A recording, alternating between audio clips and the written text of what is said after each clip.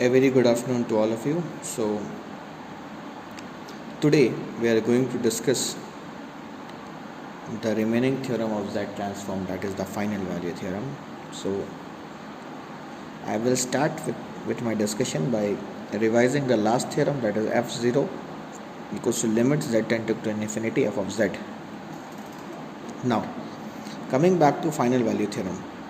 The final value theorem is applicable only for causal and stable system, and this should be very much clear that the applicability of final value theorem is only for causal as well as stable system. So if a system is only causal and not stable, then we cannot apply final value theorem to it. Okay, be very particular about it. Okay, we cannot apply final value theorem to it if it is not stable. And similar is the case for initial value theorem, that if a system is not causal, then we will not apply initial value theorem. Clear? So I will show you the proof, although it's not that much important, but I will proceed with the proof. Consider the unilateral Z transform, that is fz equals to summation n equals to 0 to infinity fn z to the power minus n. Okay, again stability says, now we replace fn by n plus 1. Okay, so we are going to obtain expression for this particular term. Okay, so simply put n plus 1 equals to p, so p becomes n plus 1, so n becomes p minus 1, and the limits are from 1 to infinity. Clear? Because first the limits are from 0 to infinity, now p is 1 to infinity. Okay, clear? So you can very well see that this gives us nothing but it is equals to z summation p to infinity fp z to the power minus p, and this is nothing but f of z. So when we are talking about a unilateral transform, then unilateral transform is this thing, summation n equals to 0 to infinity f of n plus 1 z to the power minus n, this thing. Clear? This is nothing but the, wait a minute, yes, this is nothing but the Z transform. Okay, unilateral Z transform of f n plus 1. Now what I am going to do is that I had already obtained, okay, be very this one point is very important, and you should emphasize this point, that if the Z transform is bilateral, that is, it is from minus infinity to infinity, then the Z transform of f n plus 1 z to the power minus n is z of z. So I will do second, one is where this is 1 minus 1, so this gives me f of n plus 1 minus f of n z to the power minus n. Okay, now it is very easy that this thing is clear. This is this. Okay, now what we are going to do is that I will take this expression on LHS and this on the RHS, which is this part. Now after that I will expand this part. While performing the expansion, it becomes clear that this is f of 1 minus f of 0 multiplied by 1, this is f of 2 minus f of 1 z to the power minus 1, and so on. Clear? Now I will put the limit of z. The limit of z is 1. When I substitute this limit, then we can very well see that the terms start getting cancelled. Okay, for f of 1 cancels f of 1, and f of 2 is cancelled by the next term. So when we reach infinity, then obviously f of infinity minus 1 will be cancelled, but f of infinity won't be cancelled. So we are left with f of infinity minus f of 0 equals to limit z tending to 1 f of z into z minus 1. Okay, and obviously there's minus f naught.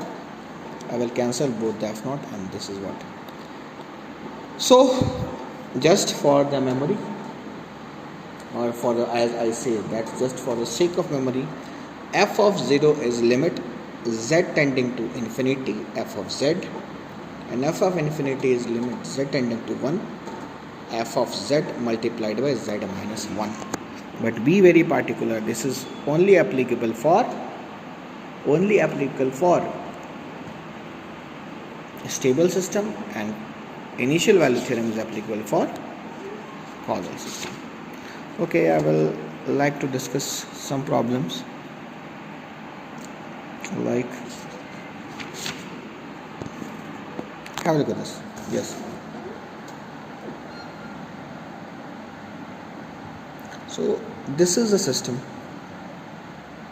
Now we can straight away say that this is not causal.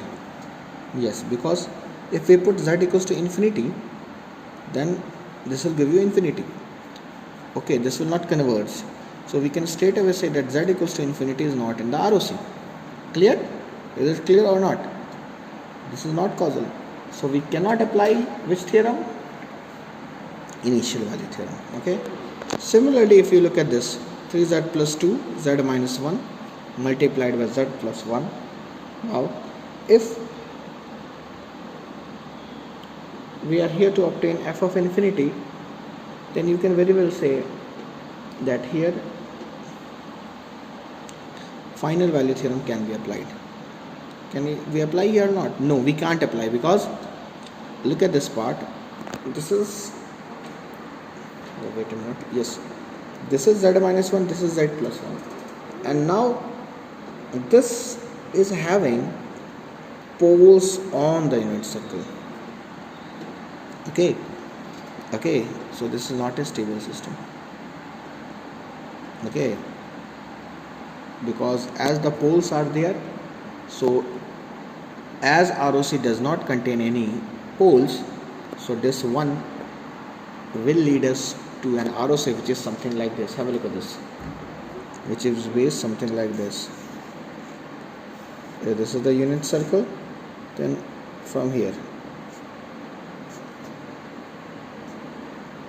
not touching, some gap will be there.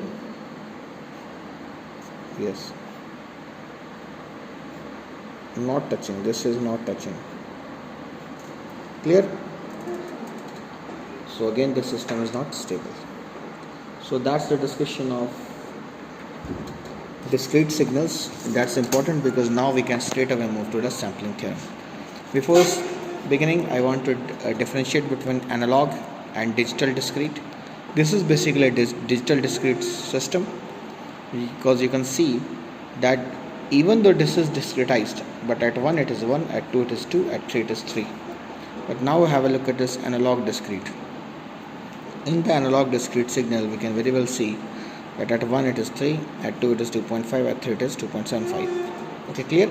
So this is the basic difference between digital discrete and analog discrete. Okay, now how the sampling theorem works. So I will start this by taking an analog signal. Take that signal, and first of all, the samples of analog signals are taken. That is, the signal is sampled using a sampler. This will give us analog discrete. It means this signal is obtained. Now this thing needs to be quantized. Yes, because this particular signal having amplitude 3, 2.5, 2.75 needs to be quantized. So upon quantization, it will get converted from digital discrete to analog discrete to digital discrete. So have a look at this. Now this is the sample, analog discrete. So you will move the signal from this to quantizer. So quantizer gives me a digital discrete. Clear or not? I think this is quite clear. This is becoming quite clear now. Okay, so I will move to, so have a look at this. First of all, this signal needs to be discretized. So we will pass this through a impulse train, multiply the signal by the impulse train, so that this is obtained, and after that this is quantized. So how you are going to obtain this signal? As I have shown you here, take the signal, multiply it by impulse response, and obtain the signal. Now, a very important discussion is there regarding the expression of sampling theorem. But I think I will continue that in the next lecture due to shortage of time. Thanks and have a fantastic day.